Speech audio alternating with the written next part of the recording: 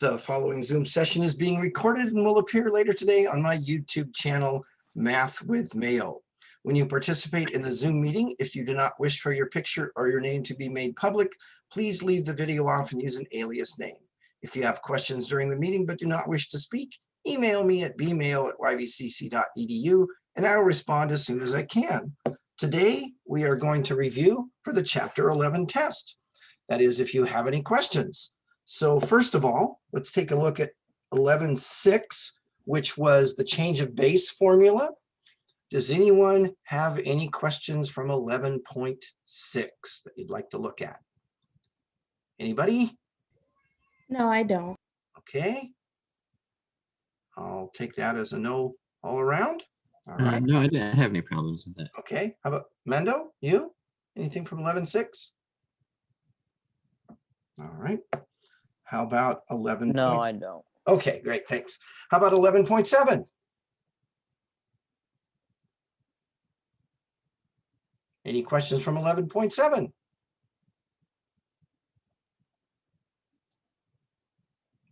All right.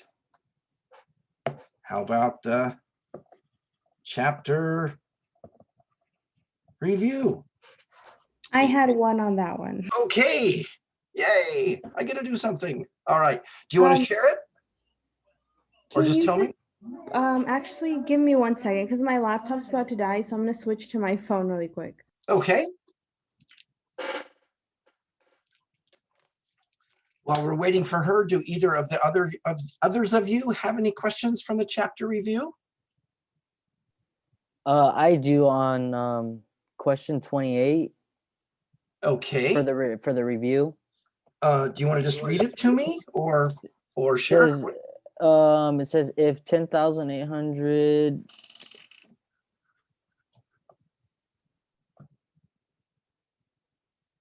I can't hear you.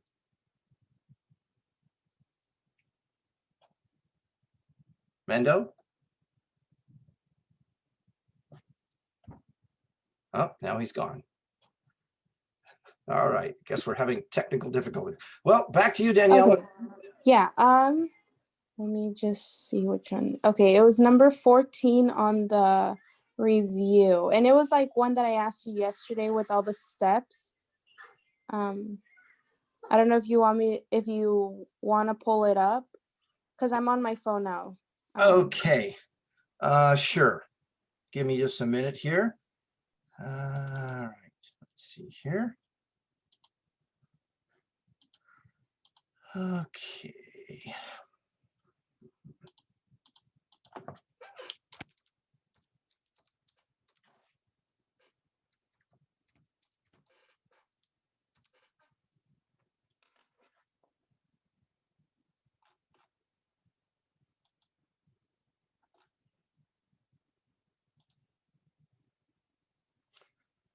All right, this is from the chapter review. What question is it? 14. 14. And Mando, we'll get back to you here in just a bit, but we lost you there, so I went on. 14. Okay, so now let me stop sharing. And all right, can you see the WebAssign screen there? Yes. Okay. Use composition to show that f of x and f inverse of x are inverse functions. Simplify your answer. Okay. So let me write this all down and then we'll go through it step by step. F of x is 8 minus 9x and f inverse of x is negative the quantity x minus 8 over 9. And we're supposed to show that composition in both directions gives the same answer. Okay. So I've got f of x and f inverse of x. So first of all, I'm going to take f composed with f inverse of x, which would be f of f inverse of x. Okay. Well, f inverse of x is all of that. So now this equals this equals this equals f of negative the quantity x minus 8 over 9. All right. So now I'm going to take all of this and put it up here, ultimately right there. So this becomes 8 minus 9 times the quantity negative, and then x minus 8 over 9. Okay, which is 8. Now, the 9s would reduce out. The negative times negative would be positive. So I would get 8 plus the quantity x minus 8. And in the next step, the 8 and the minus 8 would cancel. So I end up with x, which is what I want. Now I have to do it, compose it the other way, and try and get the same result. Are you okay so far with this? Yes. Okay. So now we're going to take f inverse composed with f of x, which is f inverse of f of x, which is f inverse of 8 minus 9x. So now all of this goes here and goes there. So I get negative 8 minus 9x minus 8 over 9. The 8 and the minus 8 reduce out. The 9s reduce out, so I've got negative times negative x, which is just x. And they are equal. So we've shown by composition of functions that f of x and f inverse of x are in fact true. They are inverses. Now, going back to the other screen. Let's see here. So let's see here.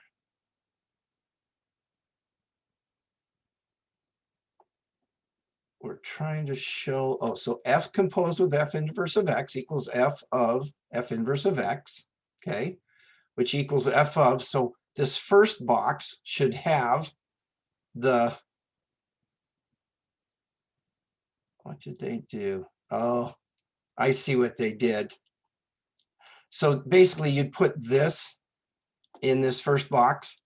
Does that make sense? Yeah. Now you can see the answer they've got here. What they did, they distributed the negative sign to change it into negative x plus 8, which would be 8 minus x over 9. But if you put in all of this like it is, that would be okay. All right. Yeah. And then you would go through and you'd say, okay, where does all of that go? All of that goes in place of the x here, which would give you 8 minus 9 times all of that. And then, so they just, basically, if you do the problem step by step and then look at what they've got here, you're just filling in the missing pieces of each step. Right. Does that make sense? Yes, it does. Okay, good, good, because that's my story and I'm sticking to it. All right. Daniela, well, I've got you. Did you have any other questions? You can help Mondo, and then I'll Okay. look at the other ones I have. Okay, Mondo, what have you got? Are you there? Mondo? Okay, well, I guess back to you. Daniela? I'm not sure. Okay. It's the last one on the review. 44. Wooden statue found in Egypt, that one? Yes. Okay. A wooden statue found in Egypt has a carbon-14 content that is 2/3 of that found in living wood. If the half-life of carbon-14 is 5,700 years, how old is the statue?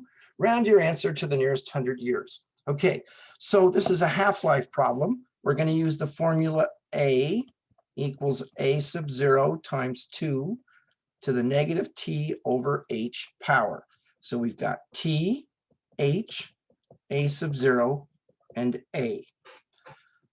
How old is the statue? So t, time is the unknown. H, the half-life, is 5,700 years. okay?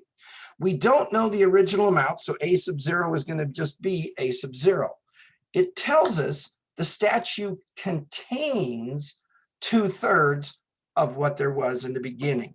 So a is 2/3 of a sub 0. You follow that? Yes. All right, so now we've got this information. So our equation becomes 2/3 a sub 0 equals a sub 0 times 2 to the negative t over 5,700 years.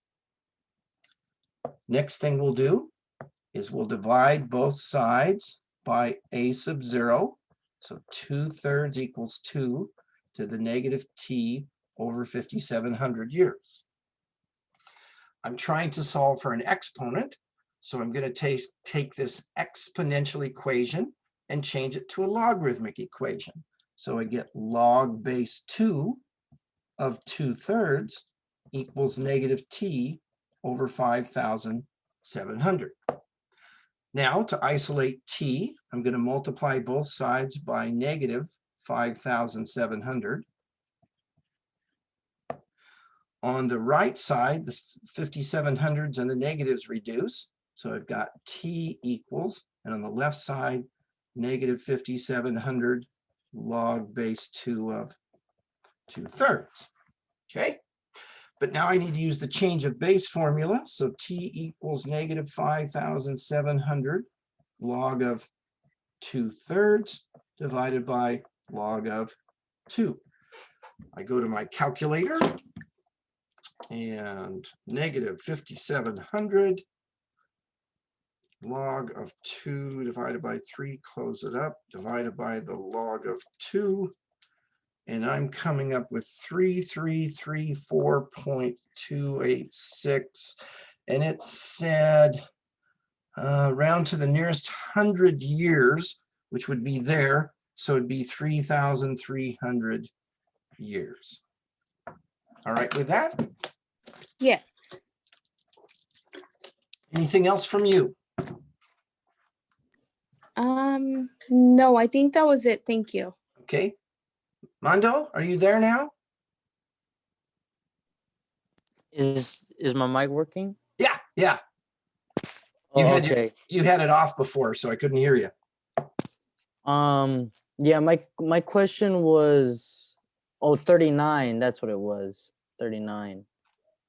The height in inches of a certain plant is approximately by the function of h of a equals 11 plus 20.02 in a, where a is its age in years. How tall will it be in 18 years? Run your answer to the nearest inch. Okay. Can you see what I was writing on my whiteboard here? Yes. So basically what they want us to find is h of 18. Let's see. ln a, right. So that would be equal to 11 plus 20.02 times the natural log of 18. So on our calculator, we're going to basically put that in the order it is, 11 plus 20.02, and then the ln natural log button, 18, close it up, and I'm getting 68.865, et cetera, and let's see here. Oh, I was looking at the answer of the one that's open, but it's not yours. I'm going, that's not the right answer. So round to the nearest inch, it should be 69 inches. Is that coming out correctly? Yeah. Let me.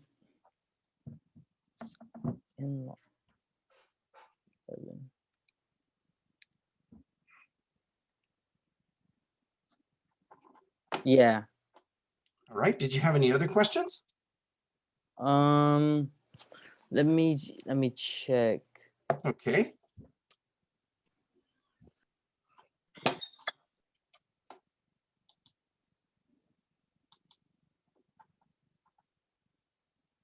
I had another one, Mr. Mayo. Oh, okay. All right. So it's if 11,600 accumulates interest in an annual rate of 8%, Hang on a second. compound, Is this the chapter review?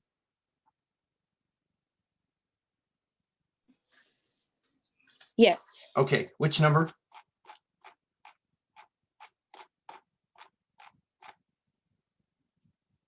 $28. 28. Okay. All right. That way I can see it. Okay. So if $11,600 accumulates interest at an annual rate of 8%, compounded, here's the key word, continuously, how much will be in the account in 60 years? Because it's compounded continuously. You would use the A equals P and then, right, that equation? Yes, A equals P e to the RT power. Okay, yeah. All right. So A equals $11,600 times E raised to the 0.08 times 60 power, which would be 11,600 times E to the, let's see, if we take 0.08 times 60, we get 4.8. So then 11,600 let's see, 4.8, I'm getting 1409520.843.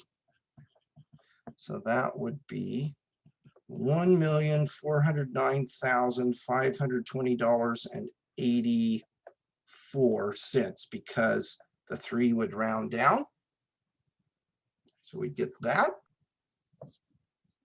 And again, the key there, compounded continuously. If it's compounded monthly, yearly, daily, then you use the other, you use this formula.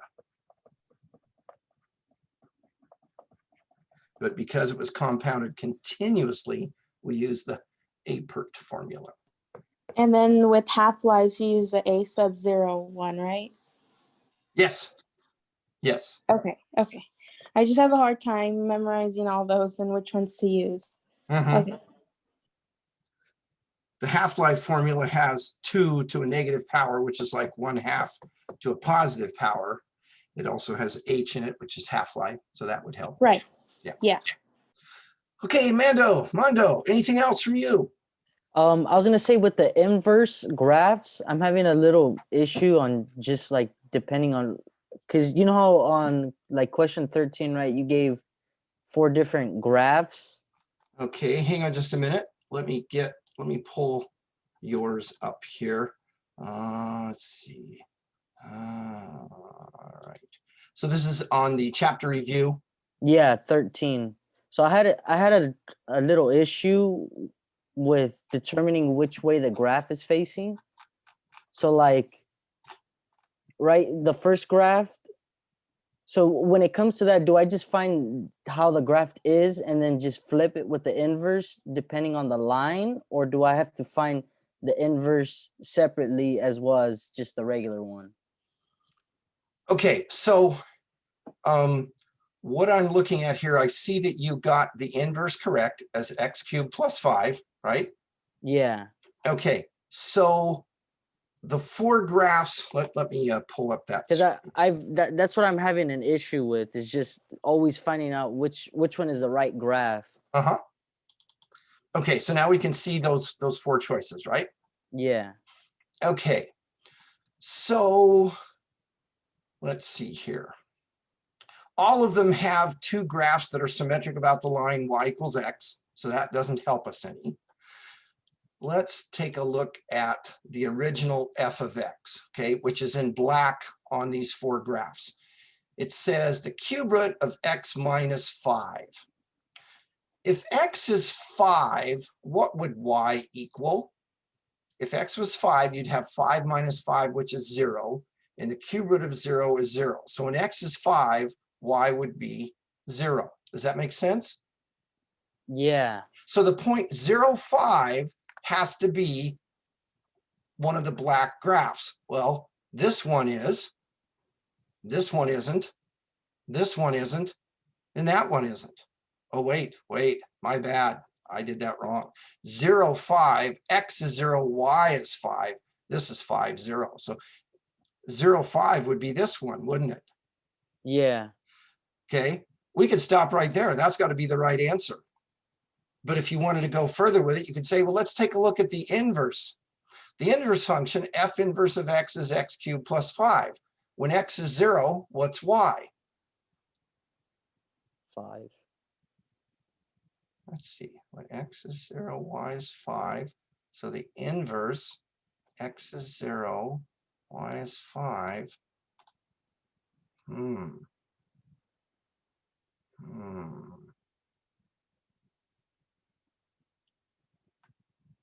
X is 0.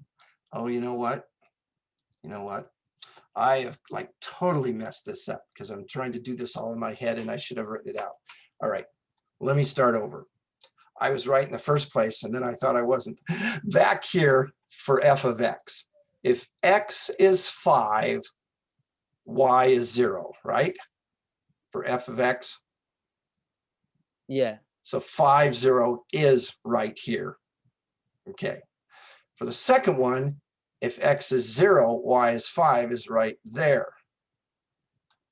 So your correct answer is this one, just based on the two, let x equal 0 and find y. In other words, finding a point on each of the graphs was enough to determine it had to be this graph. So I didn't have to graph the whole thing. I was able to just, because if you look at the graphs, they all have different x and y intercepts. Yeah. Does that make sense? Yeah, and I think that's why I was probably confused, is because I was mainly just looking at the graphs. Yeah, so find like x and y intercepts, and sorry I drug that out and messed it up because in my brain I was juggling around x intercepts and y intercepts. So if we let x equal 5, y is 0. So for f of x, we've got 5, 0, which is that point right there. On the second one, the inverse, if x is 0, y is 5. 0, 5 is right there. These are the only two graphs that have that point on f of x and that point on f inverse of x. But how would you know which way they face? Oh man, you know what?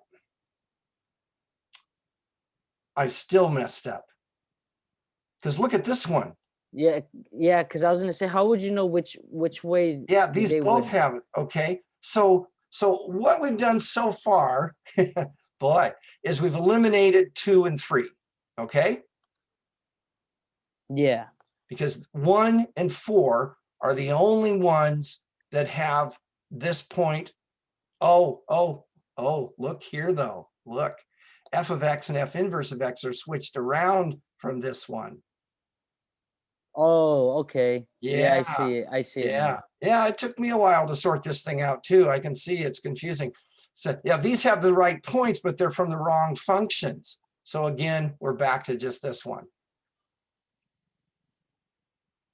So this one has the correct x-intercept for f of x and the correct y-intercept for f inverse of x. Okay? Okay. Yeah, sorry, I made that all confusing too. All right, what else? Anybody, any other questions? That was all I had. Thank you so much. Okay, you're welcome. Tomorrow, we won't be meeting. We'll just have you take your chapter 11 test. And then Thursday and Friday, we'll be reviewing for the final exam. So when you come back on Thursday or Friday, have questions if you have any from the material. I'm not going to try and cover everything because there's not enough time, but I'll answer questions and talk in general on details. Well, if you've got no other questions, we'll call it a day. Thank you. Have a great day, Mr. You're Mayo. welcome. See y'all later.